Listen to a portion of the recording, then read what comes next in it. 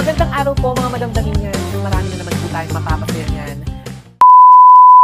Isang mapagpalang araw na naman po sa inyong lahat mga madamdamin and welcome back to my YouTube channel. Kung bago ka pa lang sa akin channel, huwag kalimutan i-click ang ring the bell para ma-notify po kayo sa lahat po ng mga ginagawa po naming hair tutorial step by step at reviewing ng mga iba't ibang product. And kung mapapansin niyo po, ang buhok ni Tol Katol ay super dry na at gusto po niyang ipatone down. So una, kinulayan muna natin yung buhok po niya. Actually, ang pagkukulay po natin sa kanya is nag-dark color po talaga tayo. So, going to level 3 na talaga, as in close to black. Dahil gusto po ni Tol Katol is magmistulang virgin hair look na lang ang kanyang buhok-buhukan. And binabad po natin ito hanggang 20 minutes yung pagkukulay po natin. After that, pinashampoo na po natin ng clarifying shampoo. Tapos, ilalagay na po natin yung Eucollagen Yogi Care number 1. At yung number 2 naman po, yan po is pwede po siyang pagbanlaw or pwede rin po siyang timplahin at lagyan po ng tubig para rumayupot. Yes po. Mamaya ipapakita po natin yung rumayupot. So, pinatuyuan lamang po natin ng 80% after natin kinulayan. At ilagay na po natin yung gamot ng Yogi Care number 1. Ang paglalagay naman po ng gamot is kailangan po huwag isagad sa anit. Lagi ko pong sinasabi sa mga videos ko na huwag isagad sa anit, lalo na kapag reband. Hi, madam. Diba? Nag-hi pa si Madam Damin. Suki na po namin yan. Fresh na fresh from abroad. At dapat, mga Madam Damin, kapag straightening effect po yung mga products, huwag din pong isagad sa anit. Pati na rin po yung Brazilian Botox. So, nilagay muna po natin dun sa part na medyo okay pa. It means hindi po ngarag. 30 minutes doon. After 30 minutes, suklayan and then wisik-wisikan ng tubig at 30 minutes ulit ang babad. So, totality isang oras. Tapos, pinabanlaw and then 100% blow dry. At kitang-kita nyo naman po, dito pa lamang po sa pag-blow dry, na alis na po yung parang wavy-wavy po niya. Pero, as you can see, nabakbak po yung hair color niya. So, going to plancha na po tayo. Sa pagpa-plancha naman po, depende po yan sa hibla ng buhok. So, sa buhok ni Jessel, ni Tol Katol, ay medyo fine hair po siya. Kaya naman po, ginamitan ko po siya ng 210 na pwede rin po 180 lamang. Pero dahil gabat ko naman po yung planchang ito, okay na ako sa 210. At syempre, sa pressure po ng pagka-press ko po sa plancha, hindi po talaga totaling super tigik na tigik. Itang balamoy, itang pekapit-pit me.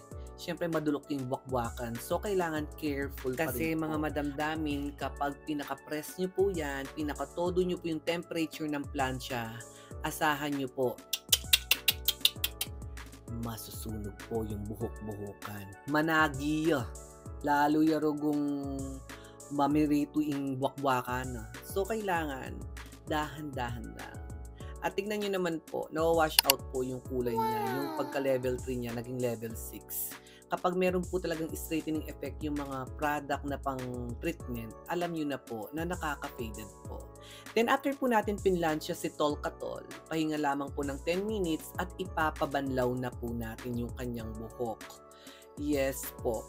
Pwede nyo pong ibabad ang number 2 nito, pero kung nagmamadali ang mga client, ay pwede nyo lang pong ipabanlaw. Ang pagtitimpla po ng number 2 na to is ganito po. Ayan. 1:1. After po natin nilagyan ng number 2 yung bowl, ayan. Tubig naman po. Dapat yung tubig na bless galing sa manawag. Kung gaano po karami yung number 2, ganun din po karami yung tubig. At scramble. Balamen scramble kang ebo na yan. Tigo-go-go-go minganting tarebalak. Hanggang rumayupot ya. Yan nga manuan kung rumayupot. Nararayupot ya dapat. Balame nga lame ka mo. Tigo-go-go-go me. So, pwede nyo pong i-apply ito ng after po niyang pinabanlaw, apply, and then babad 30 minutes. Pero ako, pwede ko na po siyang ipabanlaw dito at gawing conditioner na lamang po ito. Dahil sinobra ni Rugu pa nga stay Tol Katol keng salon, pati nga po ni Rugu kening makipagbakbakan po makipagchikahan. Mika acid nga naman dugo ken sobra kape dahil sobra dakal customer rugo oy ta may nga sa tabiin kayang buwak-buwakan. So finally, eto na po. Makikita na po natin yung pinaka-final result po niya dito at binublow dry na po ni Bebe ang aking napakagwapong pamangkin na talagang siya po yung barbero po namin dito. Talagang pa-faded mo, ipa-crop up mo, lahat ng mga fish cut, fish ball, fish fillet na gupit, kayang-kaya ni Bebe. So ayan, blower lamang po ng malamig at kamay-kamayin lamang po. Yes, using kamay. Tol-katol, gamat-gamatan mo, patya pa lang yan yung buwak-buwakan mo. Ayan na po. Nawala na po yung bewang-bewang niya. So, meron po itong straightening effect, 40 to 60%. Hanggang 80% kaya yan kung yung buhok is fine hair lamang, kagaya po ng buhok ni Tol-Katol. Pero kapag kinky hair, wag. Wala. Hindi talaga ma-achieve yung straightening effect. Kailangan doon reband and then yan, yung pwede po yung treatment na yan. So ayan na po yung pinaka-final look po ng buhok ni Jessel, ang aking kaibigan. Sobrang laki na po ng improvement ng buhok ni Tol-Katol. Compare nyo po naman dito sa before po niya. Ayan. So sa mga gusto pong magpa-appointment and bumili po ng mga products po namin na gamit-gamit po namin dito sa Regine Bernardo Beauty Salon, PM lamang po kayo sa page po namin. Ay, katulad ng Tol-Katol, Nukol, Lala po hanggang Tarlac. So, ayan na po yung kanyang final result, mga madamdamin. After 50 years siyang may ngatiwangwang ni Tol-Katol, pati nga po sisilin na karinya pape dakit yung kayang asawa. O ita, makamuha na niya kanya dahil iya pamenese. Kakarog ni Tol-Katol, nuko. Daghang salamat Tol-Katol sa iyong paghihintay and of course sa ating pagkakaibigan.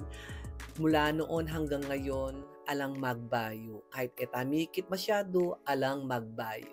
Thank you so much and God bless! Woo!